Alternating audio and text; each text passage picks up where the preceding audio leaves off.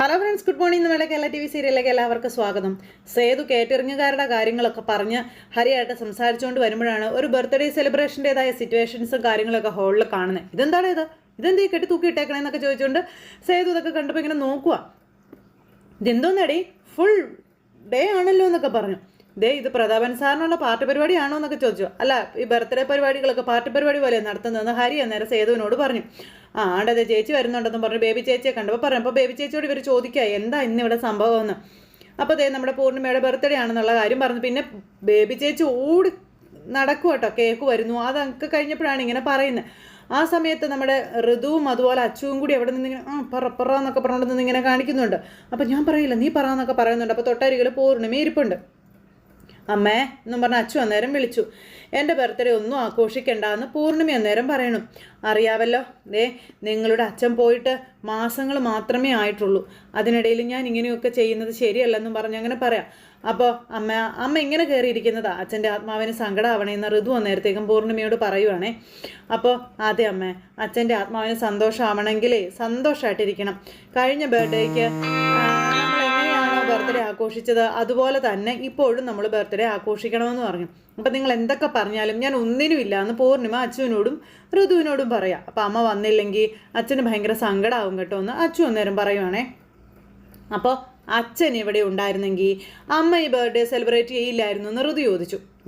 അച്ഛൻ ഇവിടെ ഉണ്ടെന്ന് മനസ്സിനെ പറഞ്ഞു പഠിപ്പിക്കാൻ പറഞ്ഞു. അപ്പം അമ്മയുടെ മുഖത്തെ സങ്കടമൊക്കെ അങ്ങ് പമ്പ കിടക്കുമെന്നും പറഞ്ഞ് ഋതു. അപ്പോഴേക്കും നമ്മുടെ അച്ചു അവർ രണ്ടുപേരും, അതായത് പൂർണ്ണിമയും അച്ഛനും കൂടെ നിൽക്കുന്ന ഫോട്ടോയ്ക്ക് മുന്നിലേക്ക് ചെന്നിട്ട് അച്ഛാ അമ്മയോട് നല്ല കുട്ടിയായിട്ടിരിക്കാൻ പറ, അമ്മ നല്ല കുട്ടിയായിട്ടിരുന്നില്ലെങ്കിലേ അച്ഛന് ദേഷ്യം വരും കേട്ടോ എന്നൊക്കെ അച്ചു ഇങ്ങനെ പറയാം.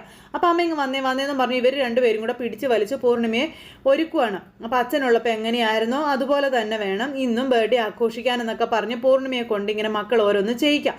പിന്നെ ഒരുങ്ങാതെയും അങ്ങനെയൊക്കെ ഇരുന്ന് ആ പൂർണ്ണിമയെ ഒരുക്കി നല്ല സുന്ദരിയാക്കി മക്കൾ തന്നെ രംഗത്തേക്ക് കൊണ്ടുവരുന്നു. അങ്ങനെ പൊട്ടൊക്കെ തൊടിയിച്ച് ഹാപ്പി ആയിട്ട് ഇങ്ങനെ നിൽക്കുമ്പോൾ സത്യം പറയാലോ, ഇപ്പോൾ എൻ്റെ അമ്മ സുന്ദരിയായി എന്ന് പറഞ്ഞ ഋതു ഇങ്ങനെ പറയാം. എന്നിട്ട് അവർ 3 പേരും കൂടി അദ്ദേഹത്തിൻ്റെ ഫോട്ടോയിലേക്ക് നോക്കി ഇങ്ങനെ നിൽക്കുന്നു. ഈ സമയത്ത് നമ്മുടെ ബേബി ചേച്ചി അവിടെ ഒരുക്കങ്ങൾ തകൃതിയായിട്ട് നടത്തിക്കൊണ്ടിരിക്കുക. അപ്പോഴേക്കും പൂർണ്ണിമയെ കൊണ്ടുവന്നു അച്ചുവും ഋതുവും കൂടി. അപ്പോൾ എന്നിട്ട് ബേബി ചേച്ചിയോട് ചോദിച്ചു എല്ലാം റെഡിയല്ലേ എന്ന്. അപ്പോൾ എല്ലാം റെഡിയെന്ന് ബേബി ചേച്ചി പറയുകയും ചെയ്തു. ഈ സമയത്ത് നമ്മുടെ പൂർണ്ണിമയെ ഇങ്ങനെ മാധവേട്ടൻ്റെ ഫോട്ടോയിലേക്ക് നോക്കുക. അങ്ങനെ നോക്കി സങ്കടത്തോടെ കണ്ണ് നിറച്ച് അവിടെ അങ്ങനെ നിൽക്കുക കേട്ടോ. അപ്പോൾ മക്കൾ അമ്മയെ സമാധാനിപ്പിക്കുന്നു. പിന്നെ അവിടെ കേക്ക് മുറിക്കുന്നു. അപ്പോൾ ഇത് കണ്ടുകൊണ്ടാണ് നമ്മുടെ ഹരി വരുന്നത്. ഹരിക്ക് അത് കണ്ടപ്പോൾ സന്തോഷമായി. പെട്ടെന്ന് തന്നെ സേതുവിനെ വിളിച്ചുകൊണ്ട് വന്നിട്ട് ഇത് കാണിച്ചു കൊടുക്കുക. എന്താടാ നീ എന്താ കാണിക്കണേന്ന് ചോദിച്ചുകൊണ്ട് സേതു ഇങ്ങ് വന്നു. ഇത് നോക്കിക്കുക സേതു കേട്ടാന്ന് പറഞ്ഞ് കാട്ടി കൊടുക്കുമ്പോൾ അവരവിടെ കേക്ക് മുറിക്കുന്നത് കണ്ടു. ഓ തമ്പുരാട്ടെ ബർത്ത്ഡേ ആഘോഷിക്കുന്നു, നീ എന്തിനാണ് എന്നെ വിളിച്ച് കാണിക്കുന്നത് എന്ന് ചോദിച്ചു. വല്ലാത്ത മനസ്സാണല്ലോടെ ഇവളുടെയൊക്കെ എന്നൊക്കെ പറഞ്ഞപ്പോൾ അങ്ങനെയൊന്നും പറയല്ലേ, അവരുടെ മനസ്സിലിപ്പോഴും സേതുവേട്ടൻ്റെ അച്ഛൻ കൂടെ ഉള്ളതുപോലെ തന്നെ ആയിരിക്കും എന്ന് പറഞ്ഞ് ഹരി ഇങ്ങനെ പറയാം. അപ്പോൾ അച്ഛൻ മരിച്ച് മാസങ്ങളായപ്പോഴേക്കും കേക്ക് മുറിച്ചതിൻ്റെ ഇതിലാണ് സേതുവിന് ആ ഒരു മുറുമുറുപ്പും കാര്യങ്ങളും ഒക്കെ. സേതുവേട്ടാ എനിക്ക് ഇതുപോലെ ഒന്ന് ബർത്ത്ഡേ ആഘോഷിക്കണമായിരുന്നു, അതിന് നീ എന്നാ ജനിച്ചതെന്ന് നിനക്കറിയാവോ എന്ന് ചോദിച്ചുകൊണ്ട് ഹരിയോട് നമ്മുടെ സേതു ചോദിച്ചിട്ട് സേതു അങ്ങ് കയറിപ്പോയി. പക്ഷെ ഹരിക്ക് അത് വല്ലാത്തൊരു ഇൻസൾട്ടല്ല വിഷമമായിപ്പോയി. അപ്പോൾ അത് സേതുവിന് മനസ്സിലായി. സേതു പിന്നെ ഹരിയുടെ അടുത്തേക്ക് വന്നു. അച്ഛൻ ആരാണെന്നോ അമ്മ ആരാണെന്നോ അറിയത്ത എനിക്ക് ജനിച്ച ദിവസമോ മാസമോ ഒക്കെ ഞാനെങ്ങനെ അറിയാനല്ല സേതു കേട്ടാന്ന് ചോദിച്ചു. അപ്പോൾ സോറിയുടെ ഹരി എന്ന് പറഞ്ഞപ്പം സാരമില്ല എന്ന് പറഞ്ഞു. അങ്ങനെ നിൽക്കുമ്പോൾ എടാ എന്തിനാ നീ സങ്കടപ്പെടുന്നതെന്ന് ചോദിച്ചു. സേതു ഹരിയെ കെട്ടിപ്പിടിക്കുക. നീ സങ്കടപ്പെടല്ലേടാ എന്ന് പറഞ്ഞു. നീ വന്നേ വാ എന്നും പറഞ്ഞുകൊണ്ട് ഇങ്ങനെ വിളിച്ചുകൊണ്ട് പോകുക കേട്ടോ സേതുവിനെ. ഈ സമയത്ത് എടാ ഹരി സോറിടാന്ന് പറഞ്ഞ സേതു ഇങ്ങനെ സോറി പറഞ്ഞുകൊണ്ടിരിക്കുമ്പോൾ അച്ചു ഇവരുടെ അടുത്തേക്ക് ഓടി വന്നു. വല്ലേട്ടാ വന്നേ, ഇന്ന് അമ്മയുടെ ബർത്ത്ഡേയാ, വാ ശ്രീഹരിയും വരാൻ പറഞ്ഞു വിളിച്ചു. ഈ സമയത്ത് ഹരി പോകാൻ തുടങ്ങിയപ്പം നിൽക്കുക, ബർത്ത്ഡേ ഒക്കെ തള്ളയും മക്കളും കൂടെ അങ്ങ് ആഘോഷിച്ചാൽ മതി, ഞാൻ വരില്ല എന്ന് സേതു അച്ചുവിനോട് പറഞ്ഞു. ഇവനും വരില്ല എന്ന് പറഞ്ഞു. അപ്പോൾ വാ വല്ലേട്ടാ എന്നും പറഞ്ഞ അച്ചു ഇങ്ങനെ വിളിച്ചു കേട്ടോ. അച്ചു ഇങ്ങനെ വിളിച്ചപ്പോഴത്തേക്കും സേതു അച്ചുവിനെ തുറിച്ചൊരു നോട്ടം. അപ്പോൾ അച്ചുവിന് പേടിയായി. അച്ചു വന്നിട്ട് അവിടെ നിന്ന് പോയി. സേതു വന്നിട്ട് അവിടെ ഭയങ്കര ദേഷ്യത്തിൽ ഇങ്ങനെ നിൽക്കുക. അപ്പോൾ അച്ചു അവരുടെ അടുത്തേക്ക് ചെന്നു. അവർക്കരികിലേക്ക് ചെന്നപ്പോൾ ഇയാൾ വന്നില്ലെന്നുള്ള കാര്യം ഋതുവിന് മനസ്സിലായി. അപ്പോൾ പൂർണ്ണിമ ചോദിച്ചു വരില്ലേ എന്ന്. അപ്പോൾ ഇല്ല എന്ന് പറഞ്ഞു. അത് കേട്ടപ്പോൾ പൂർണ്ണിമയ്ക്ക് വിഷമായി. വരണ്ട, അതാ നല്ലതെന്ന് പറഞ്ഞ് നമ്മുടെ ഋതു കേക്ക് കട്ട് ചെയ്യാൻ പറഞ്ഞു, നിർബന്ധിച്ച് അമ്മയെ കൊണ്ട് കേക്ക് കട്ട് ചെയ്യിക്കുക. അപ്പോൾ മക്കൾ രണ്ടുപേരും അപ്പുറം ഇപ്പുറം നിന്ന് ഹാപ്പി ബർത്ത്ഡേ പറയുന്നുണ്ട്. ഇത് കണ്ട് നമ്മുടെ ഹരിക്ക് ഭയങ്കര ഒരു എന്താ പറയുന്ന ഒരു സങ്കടമോ സന്തോഷമോ എന്തെന്നില്ലാത്ത വികാരം. അങ്ങനെ അത് പാവം ഇതൊക്കെ കണ്ടുകൊണ്ട് ഇങ്ങനെ നിൽക്കുക കേട്ടോ ഒരു ഇത്. അപ്പോൾ ഇതൊക്കെ കണ്ട് നമ്മുടെ സേതുവിൻ്റെ കണ്ണ് നിറയുന്നുണ്ട് ഹരിയുടെ ഈ ഒരു അവസ്ഥ. കാരണം ഹരിക്ക് ആ ഒരു ഇത് ഇതുവരെ അനുഭവിക്കാൻ പറ്റിയിട്ടില്ലല്ലോ. അപ്പോൾ ഇത് കണ്ടപ്പോൾ എടാ നീ സങ്കടപ്പെടല്ലേടാ, നിൻ്റെ ബർത്ത്ഡേ നമ്മളെല്ലാം ഗ്രാൻഡായിട്ട് ആഘോഷിക്കും, അതിന് എൻ്റെ ബർത്ത്ഡേ എന്നാന്ന് അറിയേണ്ട സേതു കേട്ടോ എന്ന് ഹരി പറഞ്ഞു കേട്ടോ. അപ്പോൾ നീ എൻ്റെ ഹരിക്കുട്ടനായിട്ട് എൻ്റെ അടുത്തേക്ക് വന്നു, അന്നാണ് നിൻ്റെ ബർത്ത്ഡേ എന്നും പറഞ്ഞു നമ്മുടെ സേതു ഇങ്ങനെ ഹരിയെ നെഞ്ചോട് ചേർത്ത് പിടിക്കുക കേട്ടോ. അങ്ങനെ ആ ഒരു സംഭവം കഴിഞ്ഞു. അതിനുശേഷം അവരവിടെ സദ്യവട്ടങ്ങളൊക്കെ ഒരുക്കി. ഈ സമയത്ത് ഭക്ഷണം കഴിക്കാൻ അമ്മയും മക്കളും കൂടി ഇരിക്കുവാണ്. അപ്പോൾ സേതുവിനെ ഭക്ഷണം കഴിക്കാൻ വിളിക്കുന്ന കാര്യം ചോദിച്ചു. അതൊന്നും കേൾക്കാൻ പോലും തയ്യാറാകാത്ത രീതിയിൽ നമ്മുടെ ഋതു അവിടെ ഇരിക്കുക. അപ്പോഴാണ് ഭക്ഷണം കഴിക്കാൻ സേതുവും ഹരിയും കൂടെ വരുന്നത്. സേതു സദ്യ കഴിക്കാമെന്ന് പറഞ്ഞു നമ്മുടെ ബേബി ചേച്ചി. അപ്പോൾ വേണ്ട എന്ന് സേതു. അപ്പോഴത്തേക്ക് ഋതു ഇങ്ങനെ ചിരിച്ചുകൊണ്ട് അങ്ങനെ ഇരിക്കും കേട്ടോ, അവൻ വന്നില്ലല്ലോ എന്നുള്ള അഹങ്കാരത്തിൽ. അപ്പോൾ പൂർണ്ണിമയ്ക്ക് അച്ഛനും അത് വിഷമായി. ആ സമയത്ത് നമ്മുടെ ബേബി ചേച്ചി ആണെന്നുണ്ടെങ്കിൽ കേക്ക് എടുത്ത് അവരുടെ കയ്യിലേക്ക് കൊടുത്തു. ആ സമയത്ത് ആ കേക്ക് കഴിക്കാനും അവർ തയ്യാറാകുന്നില്ല. മാധവമേനോൻ്റെ ശേഷക്രിയ ചെയ്ത മകനെന്ന നിലയ്ക്ക് എനിക്കിത് തിന്നാൽ ദഹിക്കില്ല എന്ന് നമ്മുടെ സേതു പറയുക. എന്നാലും തള്ളയുടെയും മക്കളുടെയും മനസ്സ് ഞാൻ സമ്മതിച്ച് തന്നിരിക്കുന്നു.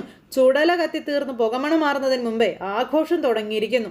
വല്ലാത്ത ജന്മങ്ങൾ തന്നെ എന്ന് പറഞ്ഞപ്പോഴത്തേക്കും ആ അന്നത്തിൻ്റെ മുന്നിലിരുന്ന് നമ്മുടെ പൂർണ്ണിമയുടെ നെഞ്ചു പിടഞ്ഞ് കരയുക. അപ്പോൾ കഴിച്ച ഭക്ഷണം പോലും അവരവിടെ ഇടുക. മക്കൾക്ക് ചിലപ്പോൾ അറിവ് കാണില്ല, പക്ഷെ തള്ള അവരെ പറഞ്ഞു മനസ്സിലാക്കണ്ടേ. ഇങ്ങനെയൊക്കെ ഓരോ കോപ്രായം കാണിക്കുമ്പോൾ നാട്ടുകാർ കളിയാക്കി ചിരിക്കുമെന്നൊന്ന് ചോദിച്ച് സേതു പൂർണ്ണിമയെ ഇതാക്കി സംസാരിക്കാം. അതെ, നാണോ മാനോ ഉള്ളവർക്കല്ലേ ഇതൊക്കെ ബാധിക്കത്തുള്ളൂ. ഈ രണ്ടാം തരക്കാരികൾക്കൊക്കെ എന്ത് നാണം എന്ത് മാനം. ഇതൊക്കെ പറഞ്ഞപ്പോഴത്തേക്ക് ഋതു അങ്ങോട്ട് വയലൻ്റായി. നിർത്തടോ എന്ന് പറഞ്ഞ് ചാടി എഴുന്നേറ്റു. നല്ലൊരു ദിവസമായിട്ട് എൻ്റെ അമ്മയോരെന്ന് പറഞ്ഞ് വേദനിപ്പിച്ചാലുണ്ടല്ലോ എൻ്റെ സ്വഭാവം മാറുമെന്ന് ഋതു പറഞ്ഞു. അപ്പോൾ അത് കേട്ടപ്പോൾ അച്ചുവും പ്രതികരിച്ചു കേട്ടോ. അച്ചുവിനും ഒരിതും തോന്നുന്നില്ല. അപ്പോൾ ഋതു നീ നിർത്താൻ പറഞ്ഞു പൂർണ്ണിമ. അവൻ എന്തു വേണമെങ്കിലും പറഞ്ഞോട്ടെ, എല്ലാം കേൾക്കണമെന്നുള്ളത് എൻ്റെ വിധിയാണെന്ന് പറഞ്ഞ് നമ്മുടെ പൂർണ്ണിമ ഇങ്ങനെ പറയാം. അത് കേട്ടപ്പോൾ അച്ചുവിന് സങ്കടം വന്നു. അത് അമ്മ തമ്പുരാട്ടി പറഞ്ഞത് ശരിയാണെന്ന് നമ്മുടെ സേതു. അവർക്കറിയാം എൻ്റെ അമ്മയുടെ പിച്ചയാണ് അവരുടെ ജീവിതം എന്നുള്ളതെന്നും പറഞ്ഞ് സേതു ഇങ്ങനെ പറഞ്ഞു. അപ്പോൾ വലിയേട്ടാ ദേ എൻ്റെ അമ്മ ഓരോന്ന് പറയരുതെന്ന് അച്ചു സേതുവിൻ്റെ നേരെ പറഞ്ഞു. അപ്പോൾ അയാൾ പറയട്ടെ അച്ചു, അമ്മയുടെ വില എന്താണെന്ന് അറിയാത്തവന് അമ്മമാരുടെ മനസ്സ് മനസ്സിലാക്കാൻ കഴിയില്ല എന്ന് നമ്മുടെ ഋതുവും സേതുവിൻ്റെ ഇതിലാക്കി അച്ചുവിനോട് പറയുന്നു. ഒരു ദിവസമെങ്കിലും പെറ്റമ്മയെ അമ്മ എന്ന് വിളിച്ചവരോ ഒരിക്കലും ഈ രീതിയിൽ സംസാരിക്കില്ല എന്നും പറഞ്ഞ് ഋതു ഇങ്ങനെ പറഞ്ഞു.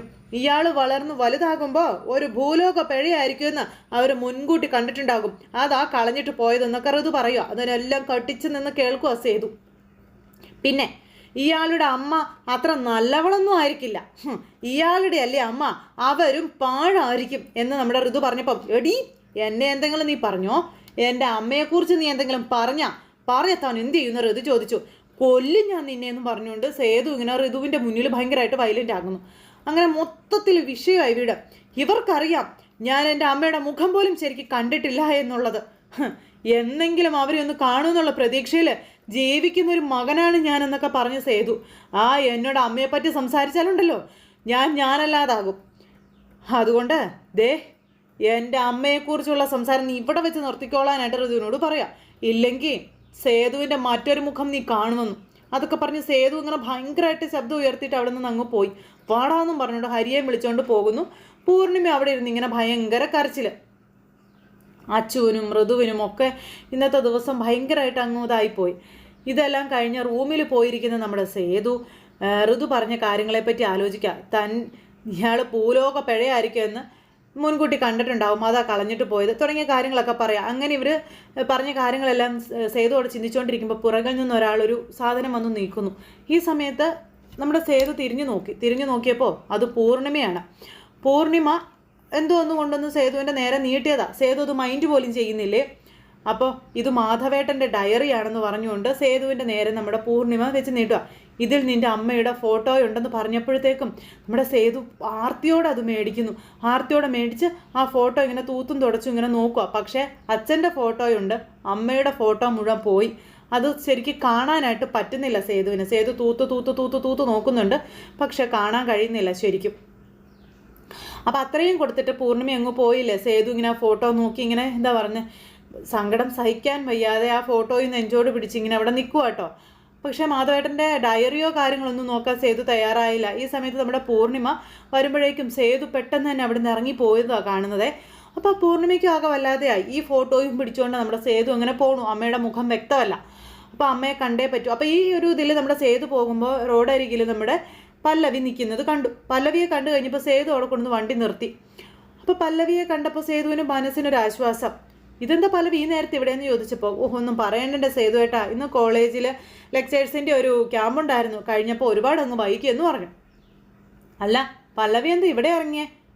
8 മണി കഴിഞ്ഞാൽ ഈ വഴിക്ക് ബസ് കുറവാണെന്ന് പറഞ്ഞു. അല്ല ഓട്ടോയോ മറ്റോ കിട്ടുമെന്ന് വിചാരിച്ച് ഇറങ്ങിയതാ. പക്ഷെ എന്ത് ചെയ്യാനാ, പാപി ചെല്ലുന്നിടം പാതാളം എന്ന് പറഞ്ഞതുപോലെ ഇന്നിവിടെ ഓട്ടോക്കാർ സ്ട്രൈക്കാണെന്നാണ് പറഞ്ഞതെന്നുള്ള കാര്യം പല്ലവി പറഞ്ഞു. ഒരു കാര്യം ചെയ്യാം, വീട്ടിൽ വിളിച്ച് പറഞ്ഞേക്കുക, അല്ലെങ്കിൽ പല്ലവിയെ കാണാതെ അവർ പേടിക്കും. ഇത് ഓഫാ, ചാർജും കഴിഞ്ഞെന്നുള്ള കാര്യം പല്ലവി പറഞ്ഞു. ഇന്നേ അപ്പുറത്തെ വീട്ടിലെ ചേച്ചിയെയാ കണി കണ്ടത്, അവരെ കണ്ടാൽ അന്നത്തെ ദിവസം പോക്കാണെന്ന് പറഞ്ഞു. അപ്പം ഇങ്ങനെ നോക്കിയിട്ട്, എടോ താനിങ്ങനെ രാത്രി ഇവിടെ നിൽക്കുന്നത് തൊട്ട് സേഫ് അല്ല എന്ന് സേതു പറയാം. അപ്പം സേതു ഏട്ടൻ പേടിക്കണ്ട, എൻ്റെ ബാഗിലെ പേപ്പർ സ്പ്രേ ഉണ്ട്, ആരെങ്കിലും വന്നാലേ ഞാനതെടുത്ത് അവൻ്റെ കണ്ണിലോട്ട് അങ്ങ് അടിച്ചോളാവെന്ന് പറഞ്ഞു. 3-4 പേരും ഒന്ന് വട്ടം പിടിച്ചാലേ പെപ്പർ സ്പ്രേയിലൊന്നും കാര്യം നിൽക്കത്തില്ല എന്ന് പറയുക സേതു. അതുകൊണ്ട് നല്ല കുട്ടിയായിട്ട് ഒന്ന് വണ്ടിയെ കയറാൻ പറഞ്ഞു. അപ്പോഴത്തേക്കും സേതുവിൻ്റെ കൂടെ പോകാൻ താല്പര്യമില്ല. എന്താ എന്നെ പേടിയായിട്ടാണോ എന്ന് ചോദിച്ചപ്പോൾ, അയ്യോ അതെന്താ സേതുവേട്ടൻ ഇങ്ങനെ പറഞ്ഞു, എനിക്ക് ഈ ലോകത്തെ 2 ആണുങ്ങളെ വിശ്വാസമുള്ളൂ. ആരൊക്കെയാണെന്ന് അന്നേരം സേതു ചോദിച്ചപ്പം, ഒന്ന് എൻ്റെ അച്ഛനും ഒന്ന് സേതുവേട്ടനുമാണെന്ന് പല്ലവി പറയാം. അത് കേട്ടപ്പോൾ പല്ലവിയുടെ വാക്കുകൾ കേട്ടപ്പോൾ സേതുവിന് ഒത്തിരി സന്തോഷമായി. പിന്നെ അവർ രണ്ടുപേരും കൂടെ പോവാട്ടോ.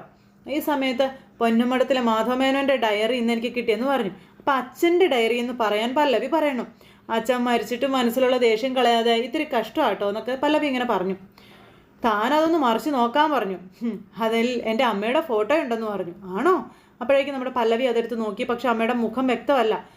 അപ്പോൾ ഇതും വ്യക്തമല്ലല്ലോ എന്ന് പറഞ്ഞപ്പം, ദൈവങ്ങൾക്ക് എന്തെങ്കിലും നേരം പോക്ക് വേണ്ടേ, അവരാഗ്രഹിക്കുന്നുണ്ടാവും സേതു ഇപ്പോൾ അവൻ്റെ അമ്മയുടെ മുഖം കണ്ട് അങ്ങ് സന്തോഷിക്കണ്ട എന്ന്. വെറുതെ ദൈവത്തിനെ കുറ്റം പറയല്ലേ.